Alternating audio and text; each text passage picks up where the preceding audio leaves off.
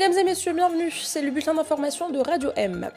Aujourd'hui, c'est la journée de la liberté de la presse. À cette occasion, des journalistes ont tenu un rassemblement au niveau de la place de la Liberté pour dénoncer la censure, les arrestations et pour protester contre les pressions dont ils font l'objet depuis un certain temps dans l'exercice quotidien de leur métier. Ce rassemblement s'est tenu sur fond de lutte pour la libération du journaliste du quotidien Liberté, Rabah Karesh.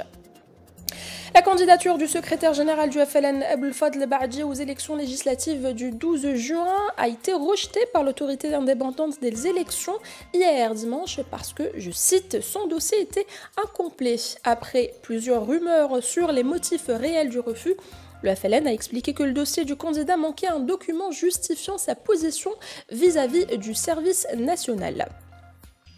Selon l'agence de presse officielle qui cite le ministère de la Communication, il a été mis fin aux fonctions de Ahmed Ben Sebban hier dimanche. Le DG de l'EPTV, c'est Fethi Saïdi, le directeur général adjoint, qui assure l'intérim jusqu'à nouvel ordre. Plus d'1 million de litres d'oxygène médical ont été exportés vers la Tunisie par la société algérienne spécialisée dans la production de gaz industriel Calgaz Algérie.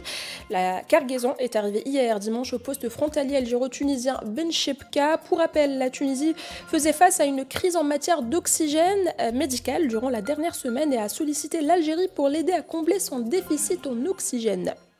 Toujours sur la crise sanitaire, le Covid-19 a fait au moins 3 millions de morts dans le monde depuis l'apparition de la maladie en fin décembre 2019 en Chine, selon un bilan annoncé aujourd'hui par des sources officielles. Nous terminons ce bulletin d'information par une triste nouvelle. Le comédien algérien Blaha Benzyen, plus connu dans la série Ashur al-Ashar sous le nom de Nouri, est décédé dans la soirée d'hier lundi des suites d'une maladie. C'était l'essentiel de l'actualité de ce lundi. Retrouvez plus d'informations sur radio-du6.net.